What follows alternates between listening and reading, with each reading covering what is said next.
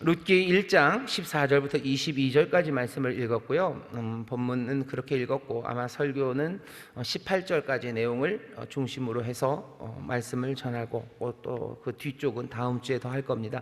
설교의 제목은 룻 죽음을 택하는 여인이라는 제목으로 말씀을 나누려고 합니다. 이제 오늘 본문을 보면 드디어 룻이 나옵니다. 앞에도 나왔지만 아무 말을 안 했어요. 근데 이제 드디어 룻이 뭔가 입을 열기 시작하고요. 룻이 움직이기 시작합니다. 룻기 전체의 틀은 나오미예요. 나오미의 슬픔, 또 나오미가 가졌던 그 질문에 하나님이 놀랍게 대답을 해주시는 그 과정이고요. 거기에 있는 주인공처럼 뭔가 일을 해나가는 사람들은 사실은 룻 그리고 보아스, 그리고 사실은 나오미도 마찬가지입니다. 나오미와 룻 그리고 보아스를 잘 보셔요. 이 사람들이 도대체 어떻게 움직이는지. 사사시대, 그렇죠? 우리가 잘 압니다. 지난번까지 사사기를 읽었어요. 사사들이 치리하던 때 그 어둡고 그리고 또 힘들고 뭔가 말이 안 되는 일들이 벌어지는 그 땅에서, 그 어두운 땅에서 여기 움직이는 사람들입니다. 그 어두운 땅에서 나오미가 면제받지 않았어요. 나오미는 바로 그 어두운 세상에서 어쩌면 가장 깊은 어둠을 맛본 사람이 나오미입니다.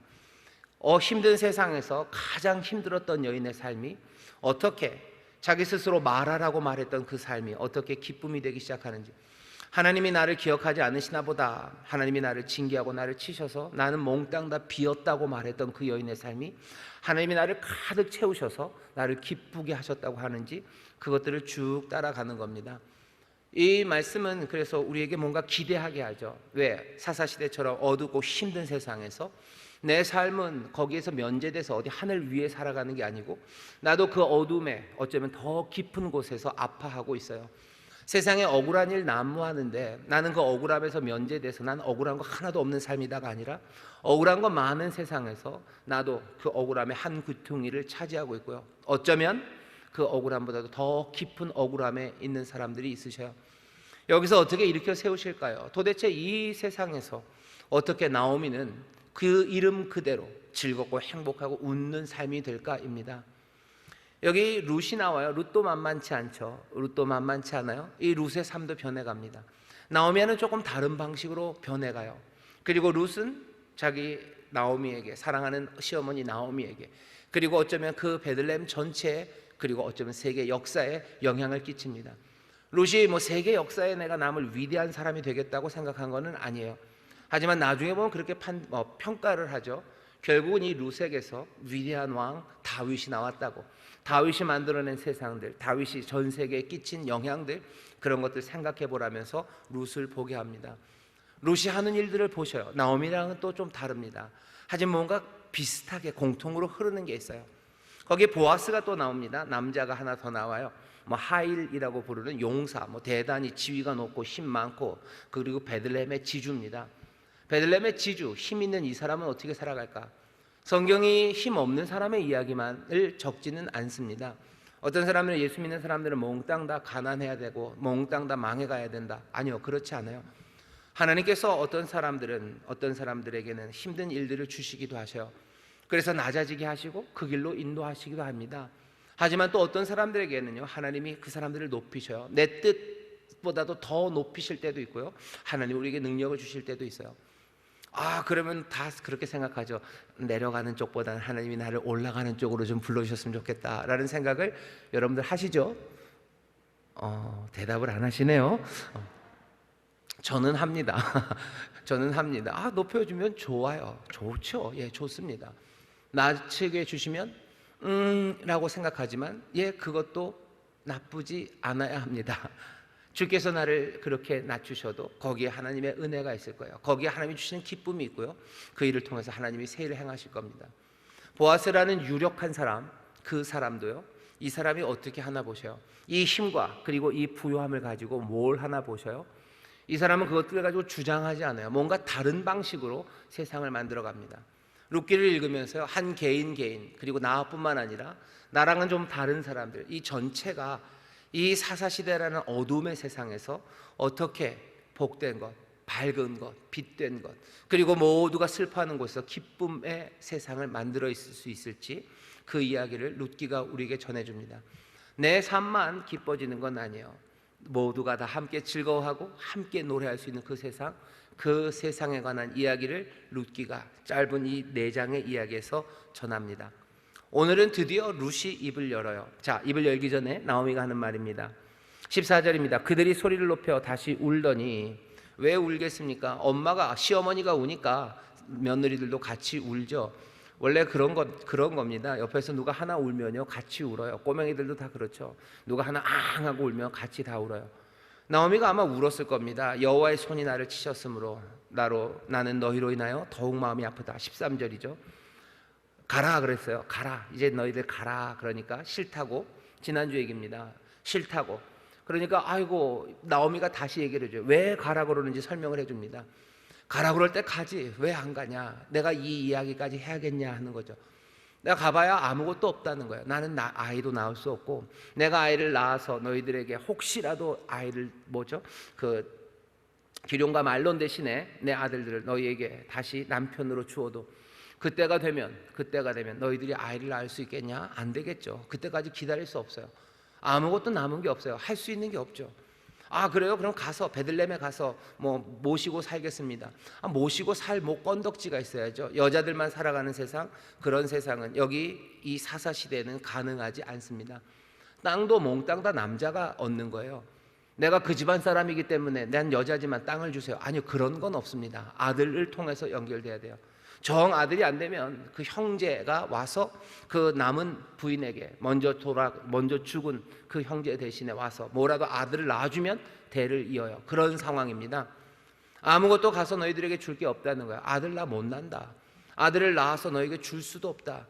사실은 또 내가 아들을 낳는다고 누가 나에게 오겠냐는 거죠. 어떤 남자가, 어떤 엘리멜렉의 형제가 남아 있겠냐는 거예요. 엘리멜렉 자기 남편의 형제 남아 있는 사람 아무도 없고, 또 어떻게 내가 아들을 낳는다고 해서 아들을 낳아서 너희들에게 주면, 지금 너희들 나이 한 30쯤 됐는데 걔네들이 커서 너희들 40 넘고 50 넘어서 무슨 애를 낳겠냐? 그러면 결국은 다 망하는 거예요. 몽땅 다 망하는 거. 애를 써봐야 망합니다. 지금 할 수 있는 거 아무것도 없다. 그러니 너희들 가라라고 얘기해요. 차마 이 말 하고 싶지 않았죠. 그러니 그냥 가서 너희들 남편 얻어서 너희들 엄마 집에 가서 그렇게 살아라.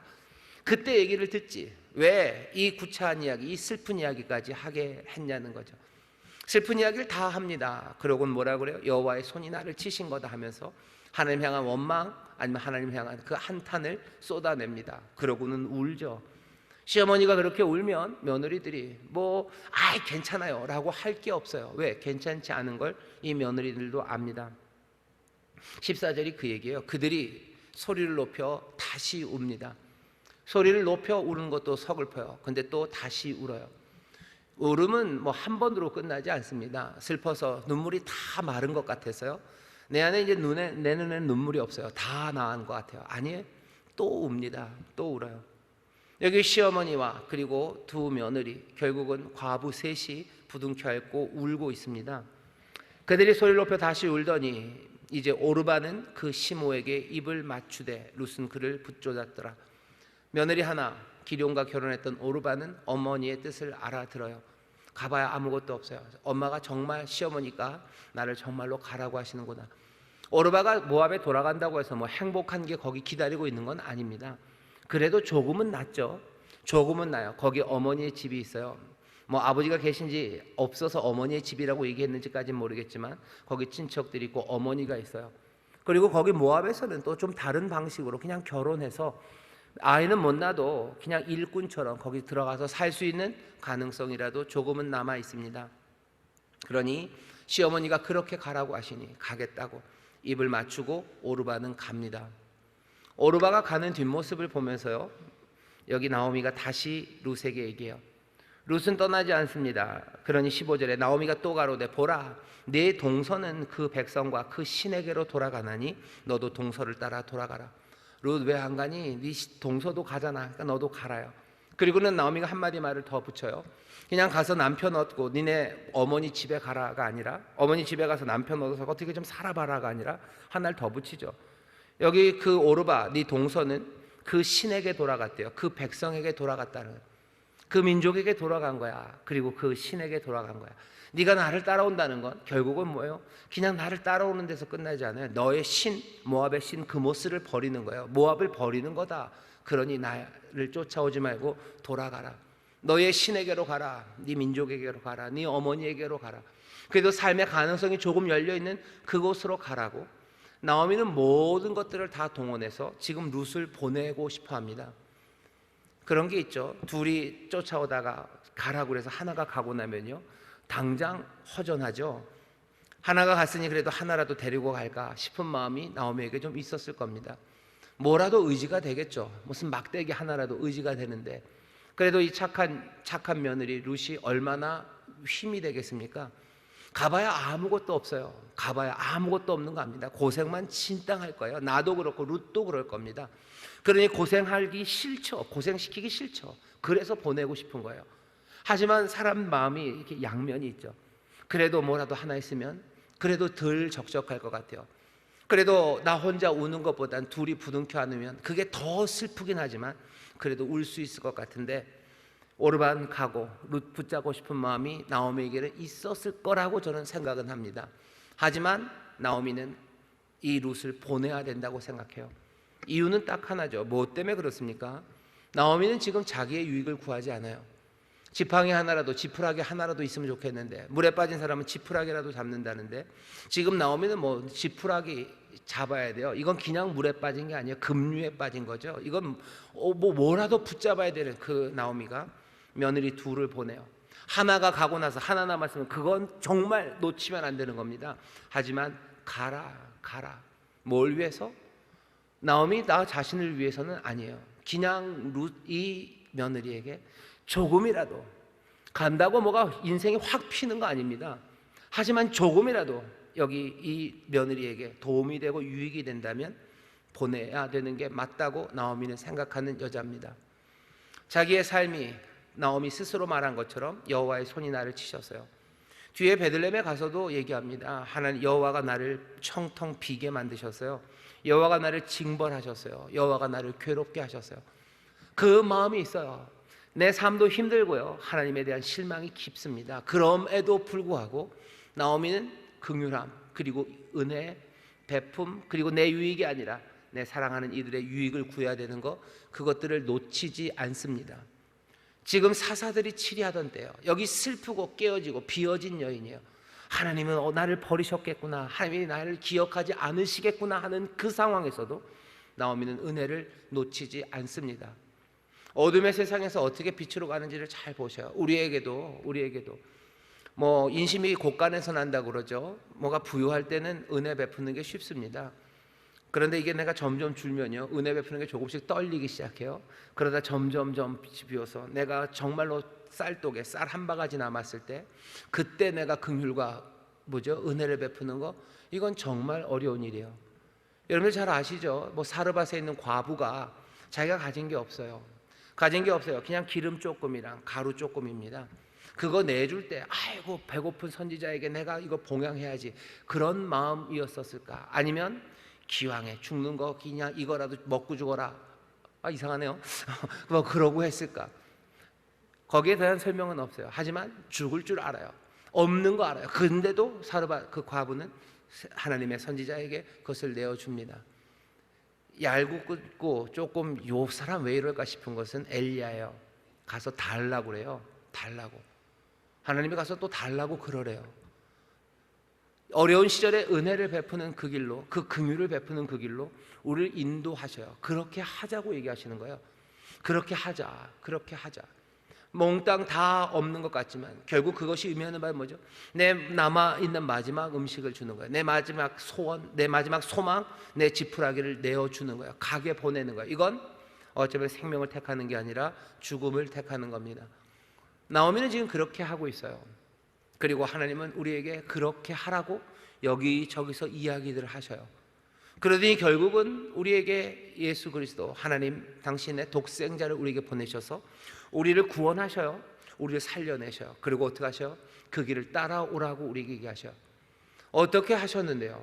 자기를 몽땅 다 비워서 죽기까지 순종하셨어요. 그냥 무슨 법칙을 따라 순종했다는 게 아니에요. 뭘 따르셨어요? 하나님의 선하심과 그 은혜를 따라가셨어요. 우리도 죽기까지 은혜 베푸는 거지, 우리가 죽기까지 무슨 규칙을 지키는 사람들은 아닙니다. 우리가 죽기까지 뭔가 뭐 법칙에 따라서 그거를 맞춰가야 되는 사람들은 아니에요. 여기 나오미를 보시죠. 끝까지 긍휼을 베푸는 어쩌면 놀라운 여인입니다.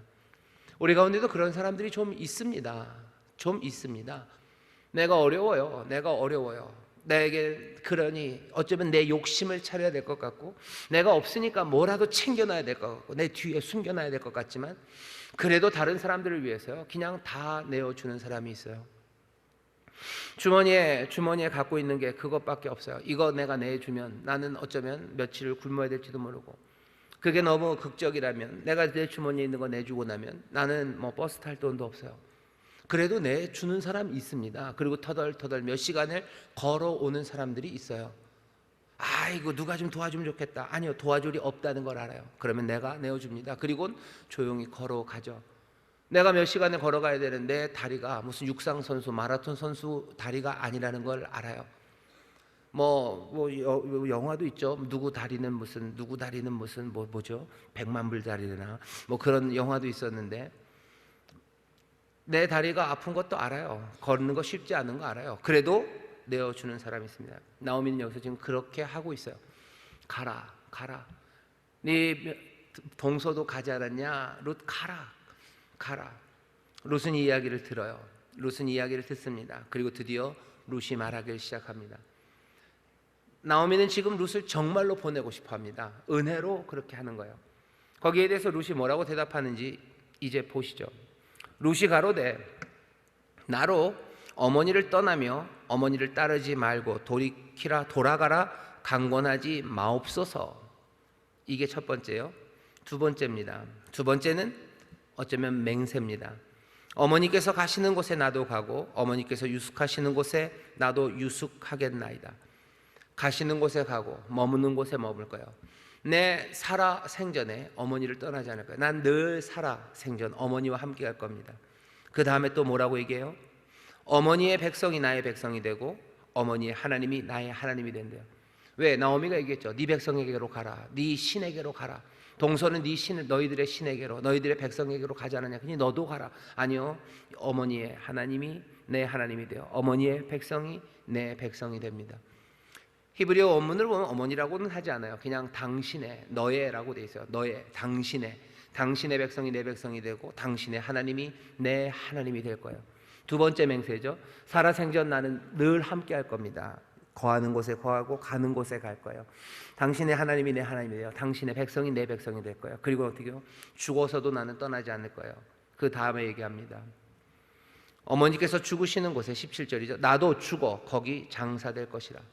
나도 어머니처럼 죽을 거예요. 그리고 내 시신이 있다면 내 어머니와 함께 있을 겁니다. 지금 룻은 그렇게 맹세를 합니다. 첫 번째는 명령입니다. 뭐라고 명령했어요? 어머니한테 명령하고 있어요. 나로 어머니를 떠나며 어머니를 따르지 말고 돌아가라고 강권하지 마세요. 그 말 이제 그만하세요. 그런 말 하지 마세요 라고 명령합니다. 그리고 자기의 맹세예요. 나는 이렇게 할 거예요. 낸 사나 죽으나 어머니와 함께 할 거예요. 당신의 어머니 하나님이 내 하나님이 되고 당신의 백성이 내 백성이 될 거예요. 이게 나의 맹세입니다. 이 맹세를 하고 나서 그 뒤에 하나 덧붙이죠. 이렇게 덧붙입니다. 여호와께 만일 내가 죽는 일 외에 어머니를 떠나면 여호와께서 내게 벌을 내리시고 더 내리시기를 원하나이다. 내가 이렇게 하지 않으면 여호와께서 내게 벌을 내리시고 더 내리시기를 원하나이다 돼 있어요.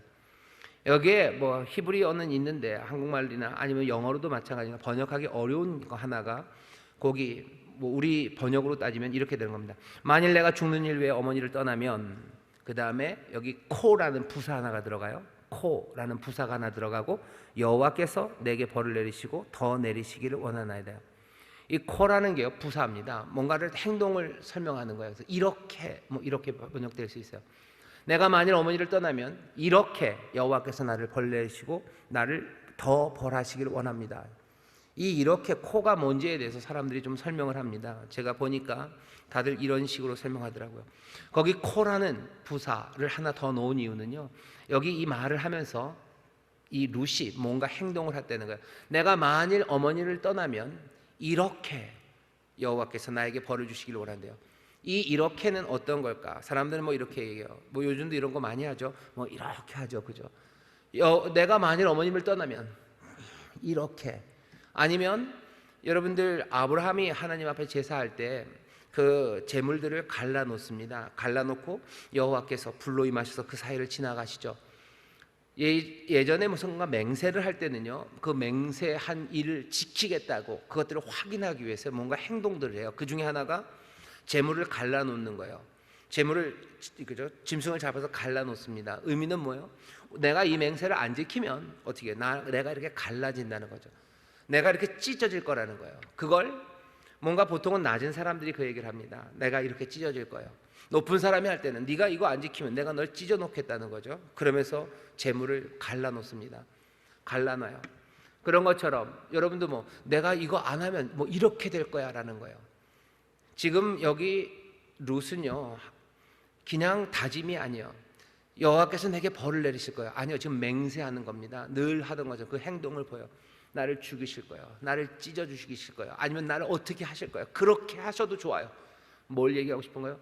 나는 이 맹세를 지킬 겁니다.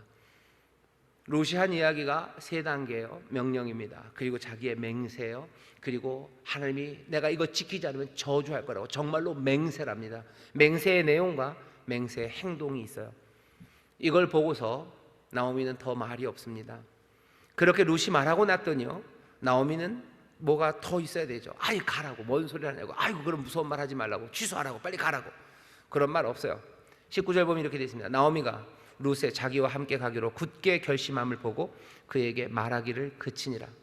말하지 않습니다. 처음 룻이 했던 명령이요, 그런 말 하지 마세요 라고 말하죠. 나오미는 이젠 더 말하지 않습니다. 그리고는 그 다음은 그냥 베들레헴이에요. 베들레헴으로 행하여 베들레헴까지 이르니라. 그 중간에 무슨 말이 있었는지는 설명이 없어요. 아마도 아무 말이 없었을 수도 있습니다. 그 얘기를 듣고 그냥 그 마음들을, 서로 말이 없어도요, 뭐 오고 가는 게 있죠. 일심전심이에요. 말 없어도 뭔가 통하는 그것을 가지고 두 사람은 베들레헴까지 조용히 가요. 아마 훌쩍거리는 일도 있었을 거고, 뭐 염려 가운데 기도하는 마음도 있었을 거고, 우리가 가서 살 그 일들을 생각하며 어쩌면 마음의 결심들을 더 굳게 했을 수도 있고, 뭔지는 모릅니다. 하지만 두 과부가, 이제는 셋이었다가 두 과부가 베들레헴에 가서 말없이 걸어갑니다. 말없이 걸어가는 베들레헴의 길에서 그게 뭐였을까? 우리는 상상할 수가 조금은 있습니다. 끝까지 은혜를 베푸는 나오미, 하지만 하나님이 나를 버리시고 나를 비우시고 나를 징계하시고 나를 곤란하게 하시고 나를 힘들게 하셔서 내가 어떻게 할까 하는 온갖 슬픔과 그 괴로움이 마음에 가득한 거예요. 여기 나오미에게서 문제가 해결된 건 아무것도 없습니다. 룻이 하나 더 이제 가게는 됐지만, 가봐야 내가 지푸라기처럼 붙잡고 의지는 하겠으나 없는 것보다는 그래도 어쩌면 힘이 되겠으나 어쩌면 자기의 마음은 더 힘들 겁니다. 나 혼자 고생하는 거, 나 혼자 굶고 나 혼자 위협에 처하는 거, 그건 어쩌면 감당할 거예요. 하지만 내 사랑하는 며느리가 와서 같이 그 어려움을 당하고요, 이건 그냥 배고픔의 어려움만은 아닙니다. 여자는 지금도 그렇지만 이 당시에는 굉장히 위험한 일들을 많이 당해요. 그것도 과부라는 이야기는 지켜줄 남자가 아무도 없는 거죠. 남편도 없고 아버지도 없고 또 아들도 없어요. 남자가 아무도 없는 여자 혼자들. 지금도 이러면 굉장히 많은 위험에 처하는데, 이 당시에는 얼마나 위험합니까? 나오미는 알아요. 나 혼자 가는 것보다 그래도 의지가 되겠지만 어쩌면 걱정거리는 더 많을 거예요. 그리고 더 가슴 아픈 일들 많을 겁니다. 왜? 나 혼자 아픈 게 아니라 둘이 아프기 때문이에요. 둘이서 뭔가를 더 좋은 걸 만들어낼 건 애시당초 없어요. 그냥 아픔만 남고 고난만 남고 텅 빈 삶만 남았는데 둘이 가야 합니다. 베들레헴에서 그렇게 베들레헴으로 걸어갑니다. 자, 가서 어떻게 있는지는 다음 주에 보고요. 오늘 이 룻의 이야기, 그 세 가지 이야기를 좀 봤으면 좋겠어요. 룻이 말하기 시작하는데요, 여러분들이 이 룻이 하는 얘기를 잘 보셔요. 이 룻은 그냥 참해가지고요, 그냥 손을 뭐 앞에다 놔도 뭐 이렇게 손이 이렇게 되시는 분들 이렇게 해가지고요, 어머니 이런 여자 아닙니다. 우리가 이 여자가 어떤 여자인지 몰랐어요. 근데 이제 압니다. 이 룻이 하는 이야기를 잘 들어보셔요. 사사시대 이 룻이라는 모압 여인이 도대체 어떤 여인인가 잘 보십시오. 이 이야기의 첫 번째가요, 나오미가 말하기를 그친 이유가 어쩌면 있어요. 어쩌면 나오미는요, 우리 식으로 하면 벙 쪘는지도 몰라요. 왜? 지금 룻이 하는 말은요, 시어머니에게 명령하고 있습니다. 명령해요. 그만하라고요. 그만하라고. 원래는 어떻게 해야 되는 거죠? 며느리는 시어머니 말 들어야 돼요. 가라 하면 가고, 죽으라 하면 죽고, 그런 거죠. 우리나라에서도 삼종지도 이런 거 있어요. 삼종지도. 무슨 아시였나요? 무슨 드라마 노래 삼종지도 이런 노래 있는데요. 아버지를 따라야 돼요. 그 다음에 남편 따라야 돼요. 남편이 죽고 나면 아들을 따라야 돼요. 몽땅 다 남자를 따라야 된대요. 룻은 지금 누굴 따라야 돼요? 아버지 안 계셔요. 그러니 남편 없어요. 아들도 없어요. 남은 건 뭐요? 나오미밖에 없습니다. 룻은 나오미의 말을 들어야 되는 사람이요, 무조건 들어야 됩니다. 나오미의 뜻을 거스르면 안 돼요. 근데 지금 뭐라는 거예요? 그 말 그만하시라고 해요. 그런 말 하지 마세요 라고. 나를 보내라고 말하지 마세요. 나오미는 지금 룻을 보내고 싶습니까? 예, 정말 보내고 싶습니다. 룻이 사실은 어머니 나오미가 나를 보내고 싶지 않은데 그냥 괜히 그러시는 거라서 어머니의 본 뜻을 내가 알기 때문에 나는 떠날 수 없다. 지금 그러지 않아요. 나오미는 정말로 룻을 보내고 싶습니다. 나오미는 진심이었어요. 룻도 압니다. 괜히 했던 말 아닙니다. 나오미가 원래 보내고 싶지 않지만 그냥 괜히 하는 말을 며느리 오르바가 그냥 냅쭉 받아가지고 그냥 얌체같이 탁 채가지고 간 거예요? 아니에요. 그런 거 아닙니다. 정말 가라고 그런 거예요. 오르바, 그러니 오르바에 대해서 비난하는 게 없죠. 오르바는 시어머니의 말을 따릅니다. 따르고 그냥 어쩌면 합리적인 선택, 아주 일반적인 상식적인 선에서 가장 좋은 선택을 한 거예요. 정말로 어머니와 가고 싶은 마음이 있어요. 하지만 어머니가 가라고 하시니 갑니다. 내가 모압에서 어려움이 있겠지만 그렇게 갑니다. 어머니도 잘 되시기를 바라요라고 입 맞추면서 눈물로 떠난 오르바예요. 오르바에 비난할 거 없어요. 왜? 나오미는 정말로 보내고 싶었고요, 오르바는 시어머니의 말을 순종하며 간 겁니다. 룻은 순종하지 않아요. 나오미가 정말로 보내려고 하는 거예요. 다시 말씀드릴게요. 나오미가 보내고 싶지 않지만 가라고. 그러니 룻은 어머니의 원래 뜻을 알아차려서 어머니의 원래 뜻을 순종하는 거예요? 아니죠. 진짜로 가라고 하는데 단호하게 말합니다. 단호하게 말해요. 그런 말 하지 마시라고 말해요. 담대하게 말합니다. 어머니에게 뭘 해야 될지를 말해요. 원래는 시어머니가 하는 말을 따라야 되는 거예요. 하지만 이제는 룻이 며느리가 시어머니에게 뭘 해야 될지를 말합니다. 룻은 앞으로도 그렇게 할 거예요. 룻은 앞으로도 그렇게 할 겁니다. 자기가 따라야 된다고 생각하지만 룻기를 보면 룻은 아니에요. 훨씬 더 담대하게, 어쩌면 남자들도 어떻게 하지 못했던 일들을 룻은 대담하게 해내기 시작해요. 왜 이렇게 룻은 담대합니까? 어쩌면 힌트처럼 생각할 수 있는 것은 룻이 이렇게 담대하게 어머니의 명령을 거역하는 말도 할 수 있었던 것은 이 사람 룻이 자기의 유익을 구하지 않았기 때문입니다. 룻도 지금 자기의 유익을 구하지 않아요. 내가 어머니를 따라가는 게 내 유익을 구하는 게 아니에요. 내 유익을 구하는 거라면 이렇게 담대하게 말 못합니다. 하지만 룻은 자기의 유익을 구하는 게 아니고 내 앞날이 쉽지 않고 아니 위험하다는 걸 알아요. 룻은 베들레헴에 나오미와 가는 순간 어떻게 되는지 아셔요? 세상에서 가장 연약하고 그리고 불쌍한 인생이 됩니다. 성경에 보면 하나님께서 특별히 돌보라고 하신 사람들이 넷이 있어요. 하나는 과부입니다. 그리고 고아예요. 그리고 또 누구죠? 이방인이에요. 그리고 나그네입니다. 고아들, 과부들, 그리고 이방인들, 다른 민족으로 섞여 사는 이방인들, 그리고 그냥 길 떠나 정처 없는 나그네들. 이 사람들은 연약한 사람들이에요. 위험에 처한 사람들이에요. 삶이 흔들리는 사람들입니다. 그러니 너희들 이 사람들 돌봐야 된다. 나는 과부의 남편이야. 나는 고아의 아버지야. 너희가 이방의 땅에서 이방인으로 살고 너희들이 광야에서 거류민으로, 너희들이 나그네로 살았던 거 그거 기억해라. 그때 얼마나 슬프고 어렵고 힘들었니? 그러니 너희들 이거 기억해서 해야 된다. 율법이 계속해서 말하는 약자 넷이 여기 있어요. 룻은 베들레헴에 가는 순간 이 여자는 뭐예요? 과부예요. 베들레헴에 가는 순간 고아입니다. 모압에서는 그래도 형제 자매가 있을 수도 있고 그리고 또 어머니 아버지가 있어요. 이제는 아닙니다. 과부의 고아가 되는 거예요. 모압 여인이 베들레헴에 삽니다. 이방인입니다. 이 여인은 이 여인은 나그네요. 집도 없고 아무것도 없어요.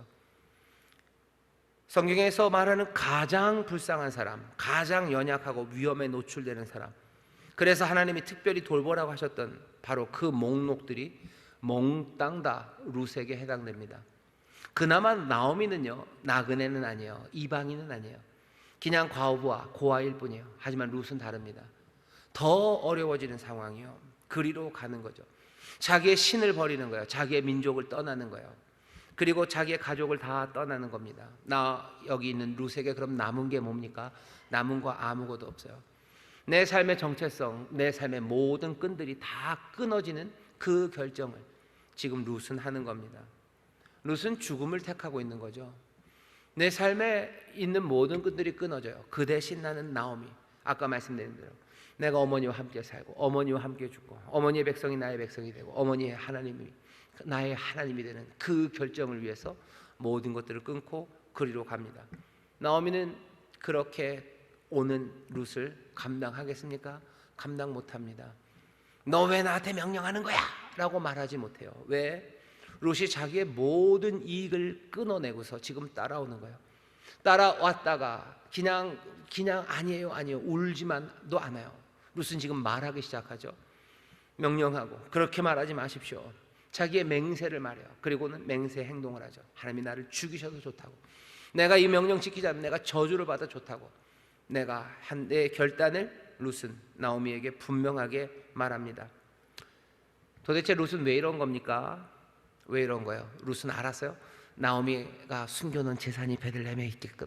아니요, 그런 거 아니죠. 룻은 도대체 왜 이런 겁니까? 이 여자는 도대체 뭐 하는 여잔데 이렇게 죽음을 택하며 그 길을 가겠다고 합니까? 위험이 거기 있는 걸 알아요. 가면 자기가 치러야 할 대가가 뭔지 룻 다 압니다. 룻이 바보가 아니죠. 나중에 보면 더 알겠지만 룻 절대 바보 아닙니다. 위험을 다 알아요. 그런데도 그것을 택합니다. 모르고 그런 거 아니에요. 그냥 얼렁뚱땅 아무것도 모르는 천둥번개송이처럼 그냥 베들레헴에 가면 좋은 일이 있겠죠. 아니요, 좋은 일 하나도 없다는 거 다 압니다. 그런데도 가요. 왜 그랬을까? 불보듯 뻔한 일을 왜 룻은 했을까? 우리가 생각할 수 있는 건 여기 시어머니 나오미를 향한 사랑입니다. 우리식으로 말하면 효하는 거죠. 내 시어머니를 내 어머니로, 사랑하는 어머니로 섬겨요. 너무 사랑해요. 그러니 헤어질 수 없어요. 너무 사랑하니 나오미를 그냥 거기 둘 수 없어요. 내가 가진 것 없고 우리 시어머니 가진 것 없고 거기서 뭔 일이 있을지는 몰라요. 아마 없고 고생이고 위험이고 뭔가 힘들고 아플 겁니다. 그래도 떠날 수 없어요. 왜? 나오미를 사랑하기 때문이에요. 나오미를 위해서 내가 해야 될 일이 있다면 뭐든지 할 겁니다. 룻은 지금 그 나오미 시어머니를 향한 사랑으로 온 것이 분명해요. 그것 말고는 다른 건 없어요. 나오미에게 무슨 숨겨진 재산이 있는 것도 아니고 베들레헴이 뭐가 대단히 가부장 세상이 아니라 2021년처럼 여자들도 열심히만 하면 뭔가를 할 수 있는, 아무래도 조금은 제한은 있지만 그래도 살아갈 수 있는 땅, 거기는 그래도 우리 과부들이 살 수 있는 땅이야. 그러니 그 땅을 찾아서 지금 가는 거 아닙니다. 나오미를 너무 사랑해서 정말로 시어머니를 사랑하는 효의 마음, 이 마음 없었다면 아마 가지 못했을 겁니다. 하지만 그것만 가지고는 다 설명 안 돼요. 그것만 가지고 설명하기에는 뭔가 부족합니다. 어머니를 그렇게 사랑하고 존중해서라고 말하기에는 부족한 게, 먼저는 나오미에게 지금 룻은 불순종하고 있고요. 그리고 캄캄한 암울한 미래에 자기를 맡기는 거예요. 내가 나오미를 도와주고 싶어도 거기 도울 게 아무것도 없다는 거 압니다. 그런데도 가는 거예요. 나오미를 위할 게 없어요. 아무것도 없어요. 근데도 갑니다. 그러니 이건 단순히 사랑, 그것만 가지고 설명하기는 어렵습니다. 자기가 할 수 있는 것이 아무것도 없음을 잘 알아요. 그러면서도 갑니다. 그리고 또 뭐라고 얘기해요? 나오미의 민족, 어머니의 민족이 백성이 내 백성이 되고 나오미의 하나님, 당신의 하나님이 내 하나님이 된대요. 이런 말까지는 필요 없어요. 왜죠? 그냥 가서 내가 최선을 다해서 어머니 봉양하겠다고 하면 돼요. 근데 여기 룻은 뭔가 다른 이야기를 합니다. 승산 없는 싸움이에요. 이 싸움에 더 과도한 것, 당신의 백성이 내 백성이 되고 당신의 하나님이 내 하나님이 된다고 말하며 룻은 지금 나오미를 따라갑니다. 나오미는 여호와에 대해서 심한 말 했어요. 그 손이 나를 치셨다고. 베들레헴에는 고통과 그리고 고난만 있을 뿐입니다. 그런데도 룻은 그 하나님을 받아들여요. 나오미의 삶을 통해서 룻이 본 거는요, 여호와께서 나오미를 돕지 않는 것만 봤어요. 베들레헴에서 쫄쫄 굶으면서 여기 왔어요. 여호와를 섬긴다는 사람이 쫄쫄 굶으면서 왔고, 모압에서 어떻게 조금 사는 것 같더니 남편 죽고 두 아들 죽고 근 10년 동안 아이 하나도 못 난 그 집안의 그 여인, 그 주모, 그 나오미에게는 그냥 슬픔만 있었던 것을 룻은 다 보았습니다. 나오미의 모든 삶이 그냥 속절없이 무너지는 걸 다 봤어요. 여호와께 기도하는 거 봤죠. 하지만 여호와가, 하나님이 나오미를 돕는 것 같지 않아요. 그러고 나오미 스스로도 말합니다. 하나님의 손이 나를 치셨다고. 나오미가 한탄하는 거 룻이 다 들었어요. 근데도 그 하나님이 이젠 내 하나님이 된대요. 그 백성이 내 백성이 된대요. 이 남은 것 아무것도 없는 이 시어머니를 향해서 위에서 내 모든 삶을 다 내어주겠대요. 내 생명이 아니라 죽음을 택하겠다고 갑니다. 룻은 도대체 뭐 때문에, 왜 이 하나님을 선택하고 이 민족을 선택하고 이 나오미를 따라갑니까? 룻이 선택한 건 나오미만 따라가는 건 아니에요. 나오미를 사랑해서 나오미를 따라갑니다. 하지만 어떤 맹세가 있어요? 여호와 하나님이 내 하나님이 되겠다는 그 맹세도 있어요. 룻은 여호와를 선택했습니다. 왜 그랬을까? 본 건 몽땅 다 나오미의 삶에 하나님께서 아무것도 해주지 않는 것만 본 것 같은데, 자기 시어머니 나오미도 여호와를 향해서 아쉬운 이야기하고 한탄하는 이야기를 쏟아내는 그 자리에서 왜 룻은 여호와를 선택했을까? 왜 하나님을 택할까? 왜 하나님을 믿겠다고, 내가 그 여호와 당신의 하나님이 내 하나님이 되겠다고 룻은 얘기했을까? 이건 설명하기 어렵습니다. 룻도 그렇고 나오미도 그렇고 평생을 힘들고 어렵게 살았어요. 게다가 닥친 것은 점점 더 어둡게 만드는 겁니다. 어둠이 그냥 어둠인 것 같지만 칠흑 같은 어둠이 있어요. 어떤 어둠은 약간은 좀 그냥 어둠입니다. 하지만 어떤 때는 정말 칠흑 같은 어둠이 있어요. 눈을 떴는지 감았는지도 모르겠고, 이건 어둠, 이 짙어지는 어둠이 뭔지 여러분들 아실 겁니다. 여기 룻과 나오미는요, 지금 그런 어둠 앞에 있어요. 그냥 어둠이 아니에요. 이건 칠흑 같은 어둠, 점점 어두워지고 점점 더 두꺼워진 어둠, 그 어둠입니다. 그 어둠에서 룻은 지금 여호와를 선택합니다. 이걸 어떻게 설명할까? 우리가 설명할 수 있는 건 그냥 딱 하나요. 룻은 하나님, 그리고 나오미, 우리 시어머니가 섬기고 어쩌면 내 남편과 내 시아버지가 섬기던 그 여호와, 그 하나님, 지금은 나오미의 삶을 텅텅 비게 만들고 나오미의 그 슬픔과 그 고난과 그 역경 가운데 아무 일도 하지 않으시는 것 같지만, 룻은 거기서 뭔가 분명히 그 빛과 그 생명의 뭔가를 분명히 발견합니다. 뭐가 살짝 비춘 거예요. 우리는 그것들을 은혜라고 얘기하죠. 하나님의 은혜고 또 하나님이 주시는 은혜의 선물입니다. 사람들이 아무것도 남아있지 않아요. 내 어머니, 내 아버지가 그렇게 예수님을 섬기고 그렇게 주님을 섬기며 살았지만 쫄딱 망하는 거 몽땅 다 봤어요. 내 삶도 쫄딱 다 망했어요. 그런데도 바로 그 칠흑 같은 어둠에서 내가 주께로 돌아온다고 손들고 나오는 사람들이 있어요. 하나님이 몽땅 다 수표를 이렇게 정해주면서, 아니면은 그렇게 어려움에 내가 통장을 괜히 한번 찾아봤더니 거기 통장에 돈이 한 40억 찍혀있고 그 옆에 하나님 이렇게 써 있는 거 아니에요. 아무것도 받은 것 없어요. 내가 붙잡은 것 없어요. 내가 본 것 없어요. 내 삶에 이루어진 거 아무것도 없어요. 그런데도 불구하고 그 은혜 앞에 손들고 나오는 사람들이 있어요.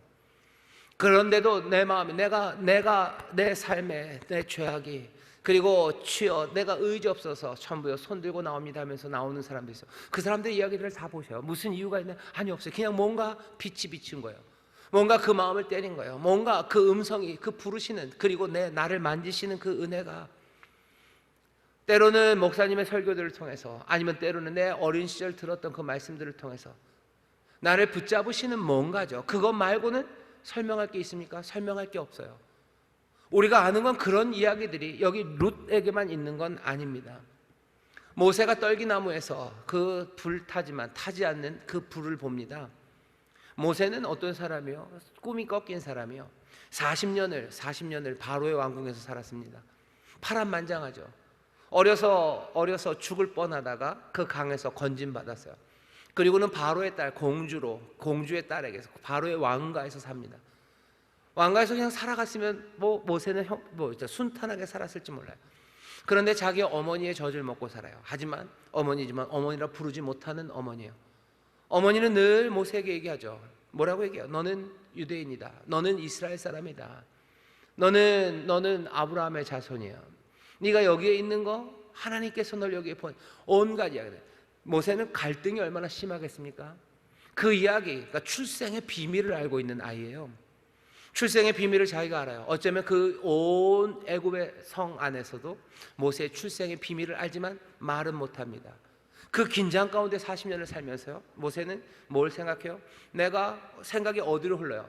내 민족을 끊어버려야 되겠다가 아니라 내가 이거 무시하고 바로의 왕자로 내가 살아가는 게 좋겠다라고 생각하지 않았어요. 거기서 뭘 정합니까? 그 어려운 삶을 택해요. 어려운 삶. 내가 바로의 왕자가 아니라 여기 이 애굽의 노예의 아들로 살겠다고 택합니다. 히브리서에서 그러죠. 바로의 왕자의 삶 말고 믿음으로 여기 이 백성, 하나님의 백성들과 함께 된 사람이 모세예요. 그래서 뭔가를 해보려고 합니다. 슬픈 건 뭐죠? 그게 꺾여요. 40살이 돼서 꺾이는데 자기가 그렇게 사랑했던 민족에게 배신을 당해요. 그 사람들은 나를 인정하지 않아요. 내가 할 수 있는 것도 없어요. 그러니 미디안 광야로 도망가요. 도망가서 아무것도 안 합니다. 돌아올 생각도 안 해요. 40년을 그렇게 그냥 인생을 죽이면서 그냥 그 아픔을 씹으면서 허망과 허탈함으로 살아요. 광야의 40년이 무슨 절치부심, 내가 돌아갈 날을 기다리며 와싱상담, 기다려라 내가 간다, 아니에요. 그러지 않아요. 모든 꿈이 꺾이고 몽땅 다 사라져버리고 그냥 인생은 죽음만 남겨놓은 그냥 그 노인일 뿐입니다. 나이 80이 돼서 그냥 양이나 치고 살아요. 늘 아픔과 슬픔이 있지만 그것들을 누르며 그렇게 그냥 살아가고 있었을 뿐이에요. 마음에 무슨 생각이 들었겠습니까? 거기서 들은 생각은 내가 알았던 모든 유대의 이야기와 그리고 하나님의 백성에 대한 이야기, 그거 별것 아니구나. 하나님이 나를 거기서 강에서 건져내 주셨으나 그게 끝인가 보다. 어떻게 내가 그렇게 하나님 앞에 잘 살려고 하고 뭔가 민족을 위해서 애썼는데 내 삶을 그렇게 꺾어 놓으실까? 40년 동안 아무 일도 없었어요. 부르심도 없고 뭐도 없습니다. 거기에서 뭘 본 거예요? 그냥 가시떨기 나무에 그 불을 본 거예요. 그리고 내가 여호와다라는 거 하나 들었어요. 그리고 나서는 모세가 어떻게 합니까? 그 삶이 그냥 거기서 변해요. 80년 동안 실망하고 어둠만 점점 짙어졌던 그 모세에게 하나님이 나타나셔서 그 빛을 그 가시떨기 나무에서의 그 불을 보시게 하시고 그냥 음성 하나 듣게 하신 거예요. 그리고서는 그냥 가라고 하신 거죠. 뭐 보여주신 건 있어요. 뭐죠? 손이 뭐 문둥병이 됐다가 낫는 거, 그리고 뭐 뱀이 이렇게 하는 거, 그거 보여. 그리고는 모세는 애굽으로 갑니다. 다메섹으로 가던 바울도 마찬가지요. 혈기 등등해서 예수 믿는 사람 잡으러 가던 사람이 빛 하나 본 거예요. 나는 네가 핍박하는 예수다. 그 말 한마디 들었어요. 당신은 누구십니까? 나는 네가 핍박하는 예수라. 그 말 한마디 듣고 거꾸로져요. 그 다음부터는 그냥 그 말에 순종하며 삽니다. 너 성으로 가라. 아나니아라는 사람 올 거다. 그 다음부터 뭐요? 바울은 그냥 그 음성 따라, 그 말씀 따라 살아갑니다. 아브라함도 마찬가지죠. 하란에서, 갈대아 우르에서 하란으로 그냥 여기저기 떠돌아다니던 사람이었어요. 하나님이 그냥 부르신 거죠. 뭐라고 부르셔요? 내가 너로 큰 민족을 이루게 하겠대요. 그냥 그게 다예요. 그러니 가라. 너 내가 지시할 땅으로 가라. 아브라함의 삶의 역경이 뭐인지는 다 모릅니다. 하지만 75세에 부름받고 거기에 자기의 자녀가 없었던 걸 보면 자, 아브라함도 뭔가 꿈이 꺾인 사람이에요. 그런데 그냥 그 음성 하나 들었어요. 그리고는 어떻게 해요? 그리고는 길을 떠나 하나님이 지시한 그 땅으로 걸어가기 시작합니다. 뭔가 받은 게 있습니까? 아무것도 없어요. 뭐가 있어요? 아무것도 없어요. 그냥 약속만 받았어요. 그냥 그 말씀 하나 받았어요. 그리고는 갑니다. 룻은 어쩌면 뭐 사람들 말이 아브라함보다 더 심해요. 심지어 룻은요, 아브라함처럼 하나님의 약속을 들은 것도 아니에요. 하나님이 룻에게 나타나서 네 시어머니 나오미를 떠나지 마라. 내가 너를 복되게 하고 이 모든 것을 회복하겠다. 그런 말씀조차 들은 거 없어요. 그런데도 룻은 그 하나님을 내 하나님으로 모시고 나는 그 죽음의 길 같은 그곳을 따라 나는 걸어가겠다고 작정한 사람. 룻은 이런 여자입니다. 이런 여자예요. 전혀 알 수 없는 미래를 향해서 내가 그게 죽음의 길이어도 내가 사랑하는 내 어머니 나오미와 그리고 내가 믿게 된 나에게 빛을 보이신 그 하나님 붙잡고 손에 잡히는 것 없고 들리는 것 없고 뭐 내가 받아 가진 것 없어도 믿음으로 그 길을 가는 사람, 그 사람이 룻입니다. 눈에 보이는 것 없어요. 손에 잡히는 것 없습니다. 뭔가 내가 얻어가진 확실한 것 없어요. 그런데도 갑니다. 이런 걸 우리는 뭐라고 부릅니까? 이런 건 우리가 믿음이라고 부릅니다. 확실한 것, 손에 잡히는 건 없지만 믿음으로 나아갑니다. 죽음의 길이지만 롯은 그 길을 선택해요. 나오미에 대한 사랑으로, 그리고 하나님에 대한 믿음으로입니다. 여호와의 백성, 그리고 여호와의 자녀로 산다는 건 어쩌면 이런 일입니다. 여기서부터 뭐가 시작돼요? 구원의 이야기예요. 사사시대 모든 것이 깨어지고 어두워졌던 삶의 기쁨과 세상을 밝히는 일들이 거기서 시작돼요. 내 유익을 구하지 않는 신실한 사랑입니다. 그리고 또 뭐요? 내가 손에 잡히는 것 없어도 하나님을 신뢰하는 그 믿음입니다. 믿음으로 우리가 사랑하기 시작해요. 그때 새 일이 이루어집니다. 믿음으로 시작하는 이 사랑을 룻은 어떻게 해요? 헌신하며 합니다. 충성으로 합니다. 가난하고 아프고 그리고 의지할 것 없는 그 시어머니와 함께하는 그 아픔에 함께하는 사랑이에요. 그리고 이 사랑은 헌신적인 사랑이고 이건 변치 않는 사랑으로 나갑니다. 그 사랑이, 그리고 그 믿음이 세상을 구원해냅니다. 예수님에게서 보여지는 것도 딱 이 이야기입니다. 예수님이 세상을 어떻게 구원하셔요? 세상에 있는 모든 죄악과 그리고 그 연약함에 주께서 함께 하시기 위해서 오셔요. 우리를 위해서 기도하시는 대제사장은 우리의 아픔을 채울하신 분이에요. 죄가 뭔지 아셔요. 시험 받는 게 뭔지 아셔요. 육체가 아픈 게 뭔지 아셔요. 죄가 누르는 것이 얼마나 괴롭고 그것이 우리를 얼마나 눈물 나게 하는지 예수님 몽땅 다 채울하셨대요. 그 아픔의 세상에 오셔서 함께 아파하셔요. 그리고 어떻게 하셔요? 끝까지 사랑하셔요. 변치 않습니다. 그리고 죽음을 택하시며 자기의 유익을 구하지 않고 우리의 유익을 구하기 위해서 모든 것들을 내어주시는 그 사랑이에요. 그 사랑이 그 하나님의 은혜와 그리고 하나님의 역사를 신실하게 믿는 아버지를 신뢰하던 그 신뢰 가운데 이 사랑을 이루어 가십니다. 그것이 세상을 구원해내요. 늘 구원은 그렇게 이루어집니다. 지금 이 어려운 시절에 나도 아프고 그리고 다른 사람들도 아파요. 하지만 여기에서 구원이 어떻게 이루어질까? 사람들이 여러 가지 이야기를 합니다. 하지만 그 구원은 늘 같은 방식으로 이루어져요. 여기 아픈 사람들이 아픈 사람들과 함께해요. 그리고 끝까지 내 유익 말고 그들의 유익을 구하며 헌신하며 내가 죽음을 택합니다. 그냥 아니에요. 믿음으로 하는 거예요. 뭘 믿어요? 하나님 여호와 그 약속을, 그 하나님의 계심을 신뢰함으로 사랑하기 시작해요.